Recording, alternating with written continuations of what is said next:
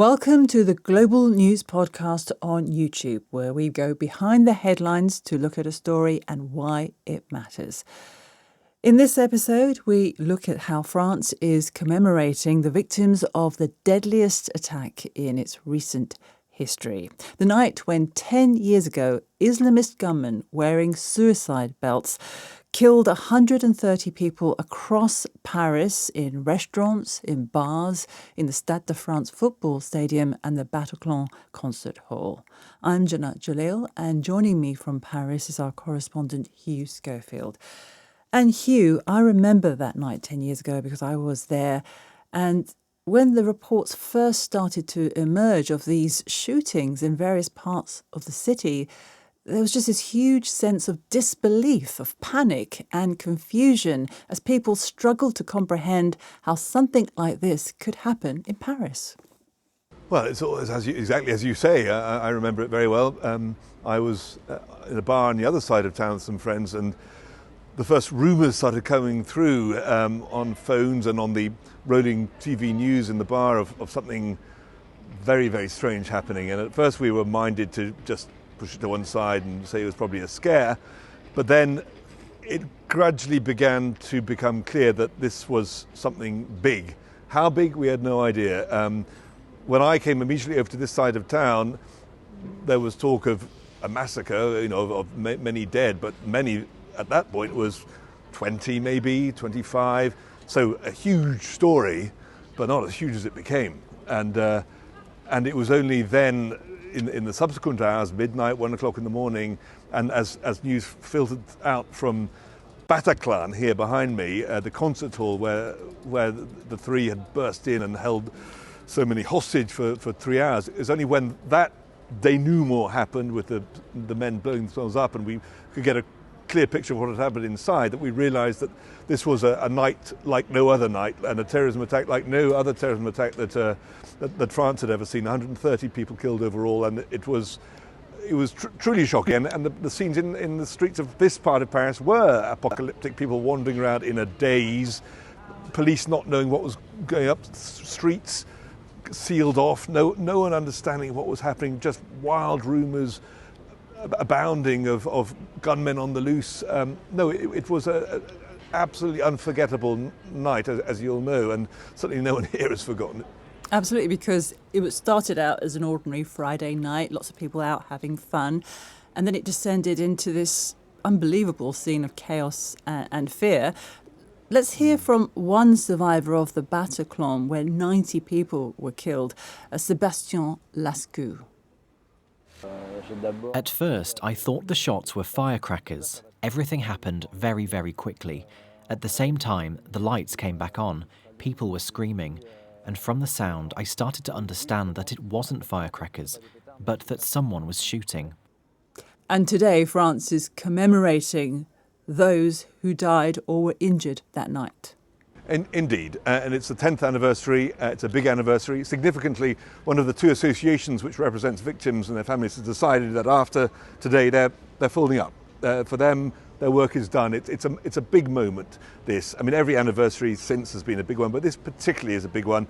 And it's a reminder for people like me, and you if you were here, of quite how deep the feelings attached to this night are. I've been up at the Place de la République, just up the road here, where there's a memorial, flowers. People have been encouraged to bring tributes and lay wreaths and so on.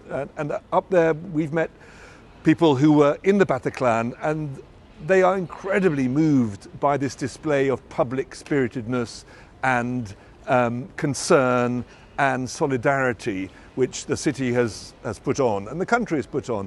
And that is very much the purpose of these moments, of course, but it's also genuine. I mean, the one positive thing that came out of all of this, if anything positive can come out of something as horrific, is this feeling of togetherness, of pride in overcoming adversity, this sense that the terrorists tried to divide us and destroy and ruin our system and our values, but they haven't done it. And that feeling is expressed on days like today, by the coming together, the unity that you see here. President Macron, who's a most unpopular figure in the country, is not being booed or whistled at. He's there representing the nation, because that is also part of his job as a head of state, to be the nation, to be the figurehead which can be the focus of all this feeling. So yeah, a big day as President Macron and his wife Brigitte have led commemorations and moments of silence and the readings of names at each successive place associated with that night of massacres. And Manuel Diaz was the first victim to die. He was killed at the Stade de France. And his daughter, Sophie, spoke today in an emotional tribute, which I think sums up that mood of defiance, but also expresses a deep sorrow that her family still feel today.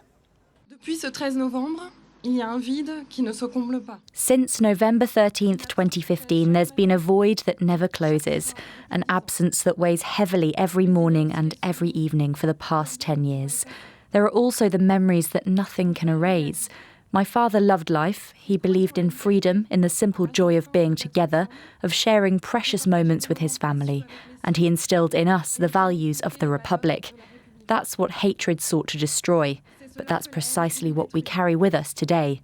Stronger than anything, despite the pain, despite the absence and this gaping hole, we remain standing together. Malgré l'absence et ce trou béant, nous restons debout. So I remember the morning after the attacks, there was this real mood of defiance in Paris. As I was reporting on the aftermath, there were people just going about their ordinary business. There was a woman pushing her baby in a pushchair near me. So that was the Parisians telling these Islamists that they weren't going to win. Yeah, but Paris is an ancient city. Paris has been through turmoil and grief and strife for the Commune, the Second World War. It's been through a lot, and Parisians are not the kind of people who are going to let this knock them off their determination to lead their lives the way they want to lead their lives. So yes, of course life went on, but behind that was this feeling that it was important to go out and lead your ordinary life, to show that the terrorists had not won. The other great moment of the last few years related to this, to the Bataclan massacres, was of course the trial a couple of years, 2 or 3 years ago now, of Salah Abdeslam, the only survivor of the jihadists. And there again, there was this sense of triumph, but of self-satisfaction in a way, and assuredness that our system was winning, that the democratic processes were proceeding as they should do in bringing him to justice, rather than an arbitrary bullet in the head, which is what would have been his end in a non-democratic system. There was that sense that our system matters and counts, and that is good, and we're all behind it. So yes,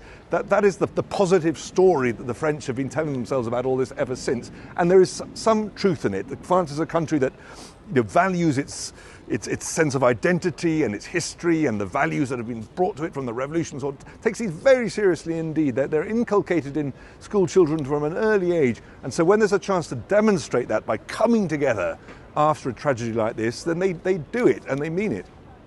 And in recent years, there haven't been such large-scale attacks. That's partly because the intelligence services have been able to thwart many threats. But that threat has not gone away. No, and I mean, no one has suggested for a second that it has.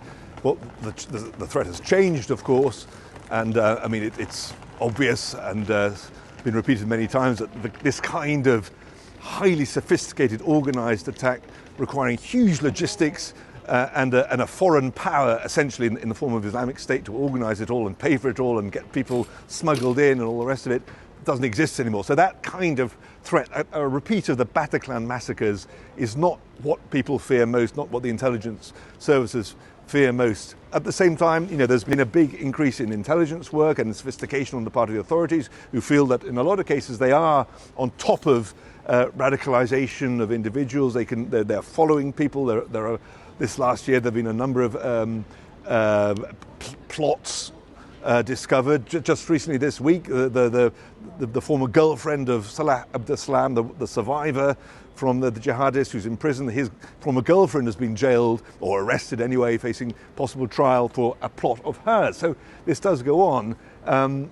The threat now has changed, though. I mean, the threat everyone is telling us is of self-radicalization. Young, very, very young profiles now are coming up on the intelligence services radars. People who just follow the propaganda that is all out there on the various social media networks. People who are prepared, in some cases, to move ahead and act. It's a changing world, and one which creates all the more nervousness on the part of the authorities because of the fluid, uncertain nature of the political international system at the moment, with Gaza in particular serving as a real radicalizer of young Muslims here in France as elsewhere. So, of course, the threat has changed, but of course no one for a second believes that it's gone away.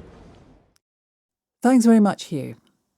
And you can hear more of that interview and many more stories on the Global News podcast. Just listen wherever you normally download your podcasts. And if you like this episode, please do subscribe to us here on YouTube. And if there are any other stories you'd like us to cover, just leave a comment.